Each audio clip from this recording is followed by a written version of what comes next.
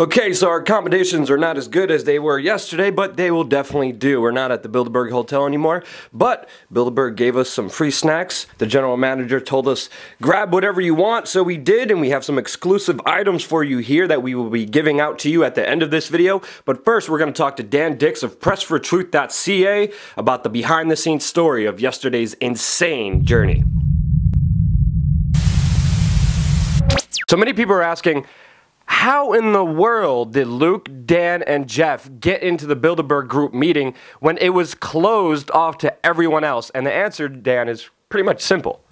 Well, long story short, we decided to cover an event that was going on just about an hour outside of Austria, where we are now, which was in Munich, the G7 in Munich, Germany. As soon as we got there, we saw the press gallery, so we figured, you know what, let's go into the press gallery, see if we can get proper accreditation for the G7 using our press passes that, we've had made up, and we showed them this. This got us into the area where we could ask for accreditation. We simply filled out the forms, and we're given accreditation into the G7 summit. So basically, when it came time to head into Austria to Bilderberg, we pulled up to the checkpoint, and we showed them our credentials. And because of the fact that the White House Washington press was being put up in the Bilderberg Hotel, the security staff there, I guess, assumed that we were a part of that. Yeah. And so therefore, we were able to get in because we kept calm, we kept cool, we talked to them openly and said we're here as journalists. Yeah, we never said we were with the White House press corps because we didn't even know that they were there. Yeah. You know, we walked into the hotel and we were shocked that there was a huge press conference set up with all these journalists there, and we were thinking something might have just happened with the Bilderberg group and they're going to be openly and transparent now, but it wasn't. Coming up to the checkpoint, we definitely decided to play cool. I mean, obviously, we're in a foreign country. Obviously, there's a lot of different wiretapping laws. Obviously, there's a special anti-terrorism task force named COBRA, which is just the equivalent of like the Secret Service FBI of the United States, but for the federal government here that is guarding everything. When we pulled up to the checkpoint, they were pretty much just looking at us, all like 30 of them, like we were about to fight them any minute, any second. So they were like very mad, very aggressive, and we just decided to, play cool, like, hey, look, we have press credentials, we're just going to the hotel. And literally, they're like, oh, okay, yeah. All right, go. And then we were inside the hotel when no one else was allowed to be in there. We started walking around and we started meeting other journalists that we were there with at the G7 at the press center. And then we were making friends with everybody. And that's when we ran into the White House press corps and oh yeah, the room rates we also have to get into. So we get in there. And we have the passes around our necks. We're walking up to the front of the registration. They see the press credentials. We just ask them if we could stay a night or two, and they literally just said yes. But then what happened at dinner? And the rooms again, because even at the normal rate, Jeff Berwick was given a room for 250 euros. Even for us, that's really expensive, and we were not able to afford that. That's why, we're very happy to have Jeff Berwick, the Dollar Vigilante, a part of our crew right now. He took up the bill. It was 250 euros. It was surprisingly cheap. But then what happened at dinner?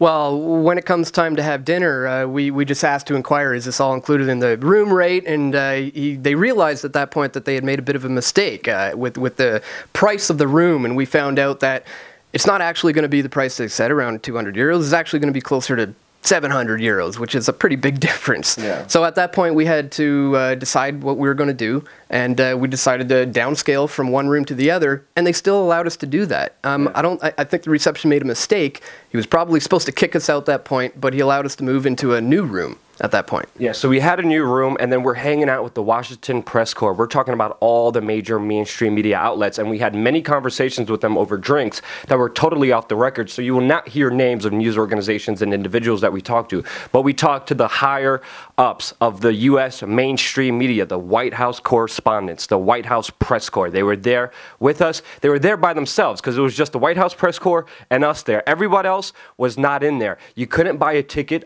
You couldn't buy and book a a room online, you had to physically show up. And I think it was just a mistake of having that press credential around our necks that allowed us to be there, because naturally I just think the receptionist thought that we're just going to extend our stay here for a little bit, and that's why we were able to be in there. But we had fascinating conversations with the White House press corps, the top echelons of mainstream media. And just tell us, Dan, about some of the conversations we had. Well, I honestly think we got through to those guys because they had a lot of questions about who we were and where we were coming from. So we explained to them our style of journalism, what we're doing, and some of these guys, one guy admitted to me openly, he says, you and I are very, very different journalists. I do what I'm told, I get a paycheck, and that's the bottom line. I'm doing my job. You, on the other hand, are a very different kind of journalist than I am, and I respect that. And I think they are actually going to go check out everything we were telling them about Bilderberg. Check out your site, check out my site. Yeah, they didn't know anything. They didn't even know that the Bilderberg meeting was going to happen at the same place that they were staying in for the G7. They knew nothing. They were like, Bilderberg or the Burger Group? They were totally mixing up the names, couldn't even get the name right of the Bilderberg Group. And we just sat down with them and we're like, hey, look, this is a deal. Like, why aren't you guys here? Why aren't you covering this? This is a bigger event than the G7. We need all the eyes and ears here, you know. And I think it's also a combination of factors of not only top-level censorship by the media that also attends the Bilderberg Group meeting, because we know many top echelons, many top editors and owners of media also attend this secretive Bilderberg Group meeting. But also, I think it's also a combination of journalists saying there's no press releases, there's no pool, there's no one to tell us what to report on, there's no official government paper telling me what to retype into the news, which we saw exactly at the G7. And it takes a lot of resources to actually do some actual physical journalism, being on the ground, talking to individuals, investigating, going there, risking arrest, risking getting possibly really horrible things happen to you. And I think it's a combination of not only laziness and lack of resources and censorship, but I think those two correlate together. But they told us straight up, like, we have a family to feed. We can't just do what we want. We take orders, and I think you guys are journalists, but honestly, I don't even think we are journalists, which was surprising. What else did they say that kind of like just like spoke out to you? Well, just the fact that they were completely ignorant to it was spoke a lot, you know, to just knowing where these guys were coming from. We're talking the top echelon of the mainstream media, not knowing about Bilderberg.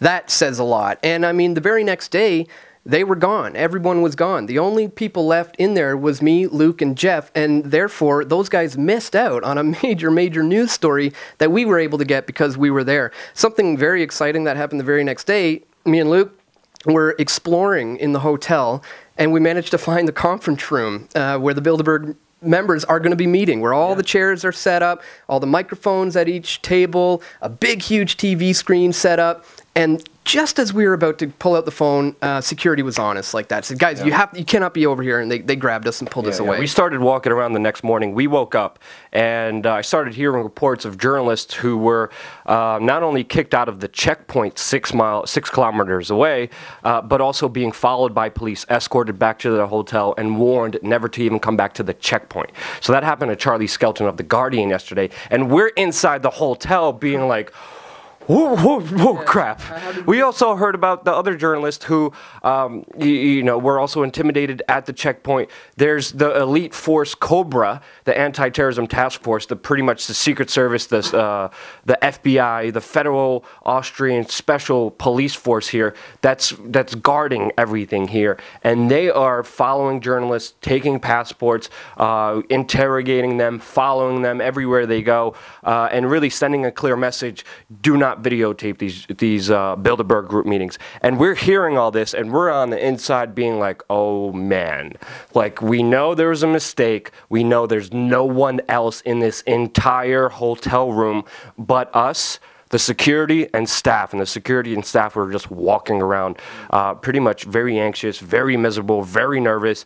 They weren't making eye contact, and they were very skittish whenever we brought up, hey, what's happening here? Why is the spa closed? Why is the bar closed? Why is the restaurant closed? And they were like, what's happening here in the next few days? And they were like, I can't tell you. I can't. And they were freaking out. And at this point, me and Dan were like, we're just sitting in the room observing the construction and the police setting up the security barricades from our hotel room, and we're like, okay, and what do we do? So we decided to go for a nature walk around the hotel, and that's when we walked down, and then we walked into the conference room where the journalists from the White House press corps were having their offices there, and then we saw, again, as Dan described, the Bilderberg freaking conference room set up. I mean, it was just like plush seats. It was white and blue. A huge, just screen right in the middle. They had a stage, but right in the middle of the stage,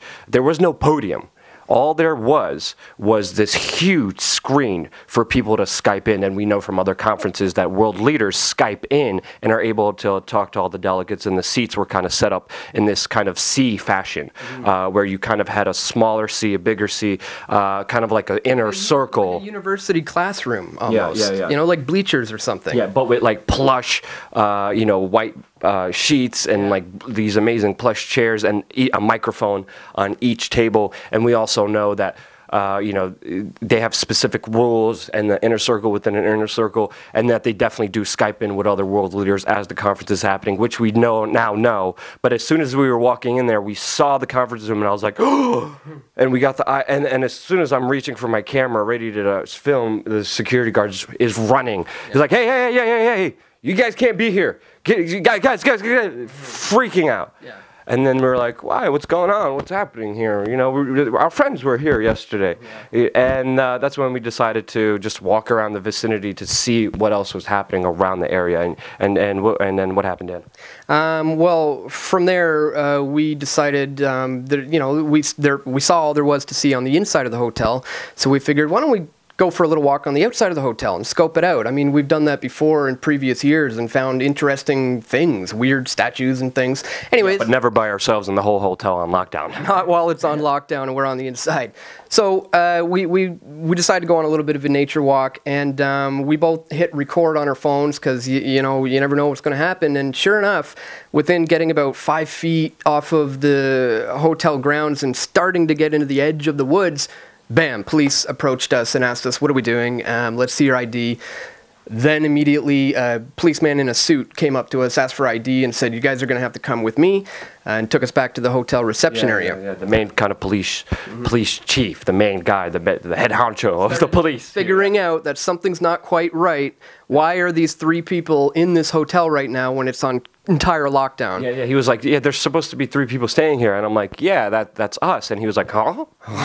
He was shocked. And then they started asking very personal questions, just interrogating me and Dan about virtually everything. Like, how'd you come here? Who you're staying with? Where you're from? Where do you live? Give us your passport. Who are you staying with? Where are you going next? Where's your contact? Who do you know here? Who did you talk to here? What's going on? And they were asking us virtually about everything. And then trying to pick holes in our, like as if we're, lying and trying to pick holes in our story, like an interrogation, like a police interrogation. Yeah, they started asking leading questions that were false, trying to see if we would correct them. And that's kind of another kind of interrogation tactic that was done by the kind of special police protecting forces that are protecting the Bilderberg group. And there was more mix-ups. They told us to wait there as we're waiting there, as they have our passports, and they're doing a security background check on both me and Dan. They told us to sit there. And as I'm sitting there by myself, Dan went up to the room. I just wanted to observe what was happening. And at that point in time, I hear my voice, and they're playing one of my videos in the lobby on their cell phones. And they're playing last year's Bilderberg coverage. And then I see them like, oh no, like, oh, nine. And then I'm like, wait, what's happening here? So I got up and started walking towards them. And as soon as I started walking towards them, they went in the back. And they're like, just please, sir, sit down. It's good. Sit down. Everything okay? And I was like, yeah, everything's okay. What's going on? I just heard my voice. And they're like, sit down. Sat down. Security came back later.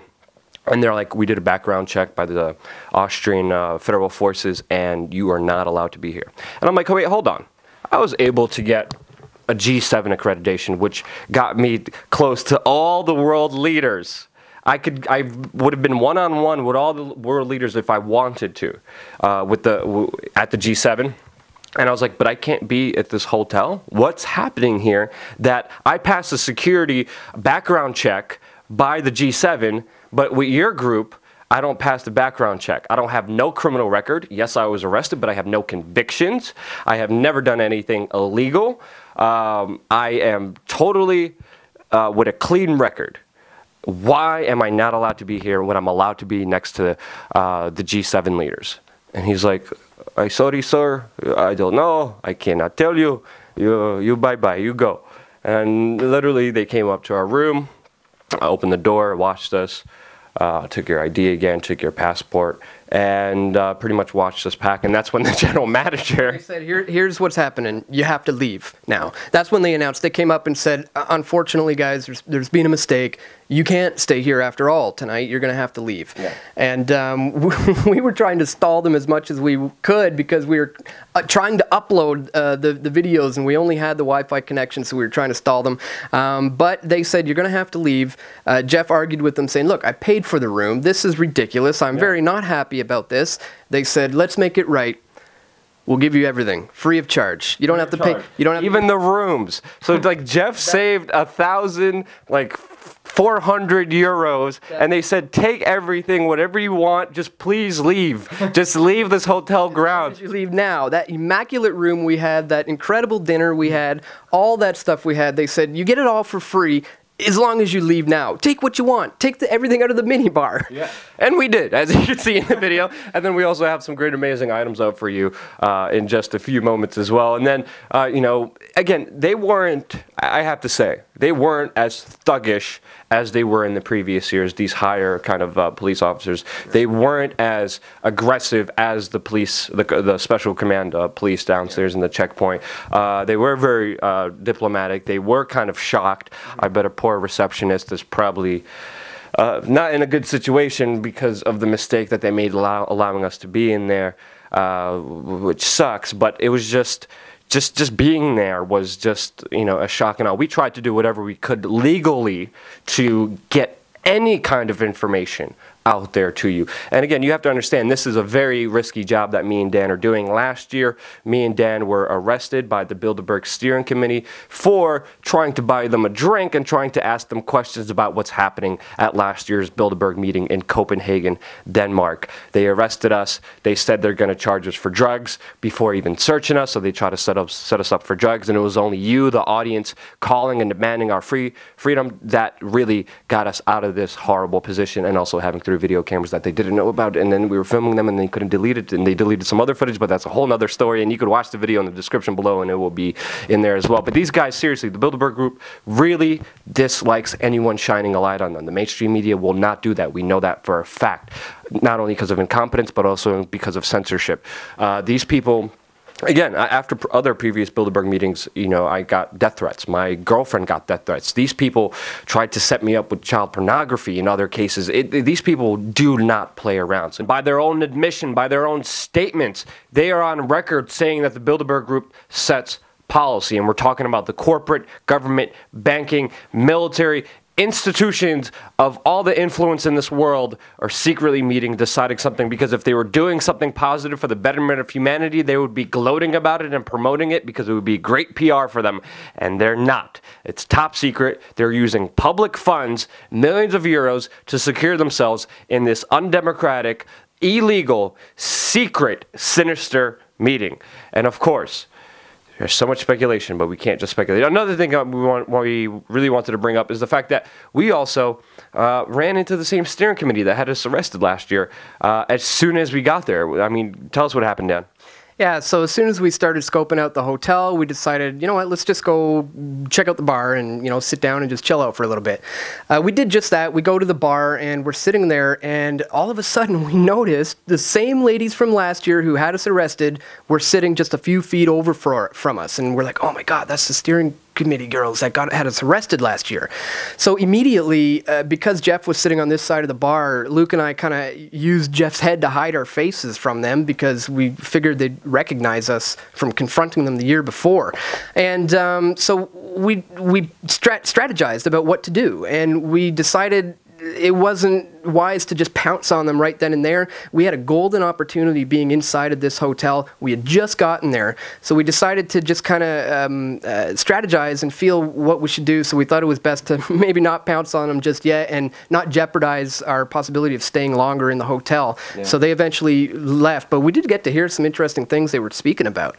Yeah, they walked away and then we never saw them again. It's always a weird situation. We tried to play it safe because we don't want to give these guys any excuse to throw us in jail. There's a lot of weird Austrian rules when it comes to filming and wiretapping, but we want to do this so we get as much information out there as we can, and the conversations were pretty interesting. They were talking about throwing certain projects at Peter Thiel. They were talking about how they can't get technology and how technology is confusing for them, and I think one of them recognized us and then got out of there. But yet again, it's a very kind of weird situation that we were both put in. I'm still shocked at the way it worked out, but it's really amazing having great people like Dan Dix of Press for Truth and Jeff Berwick, the Dollar Vigilante, here with us in Austria. Stay tuned to both of these guys' channels. We're going to have a lot more reports coming your way here from Austria. Now, the goodies that were pillaged yesterday. So here we have some exclusive items from the hotel that Bilderberg 2015 is taking place.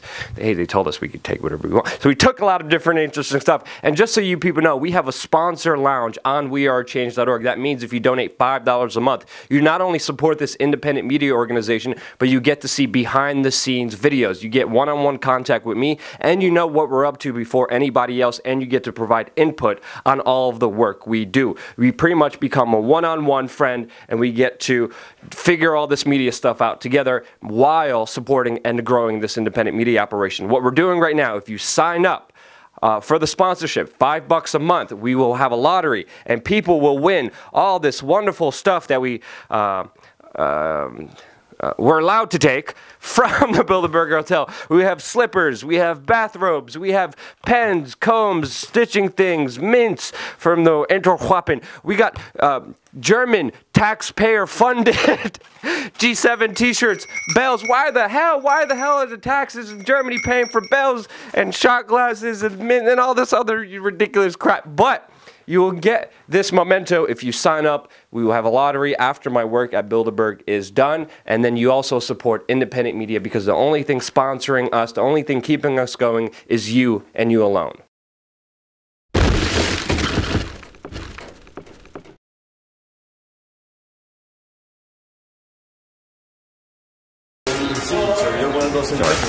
Well, could you just take a brief moment and let us... No, because we're not talking. We're talking about something we're looking at. Well, something that's so important, it sort of transcends everything else that we're talking about.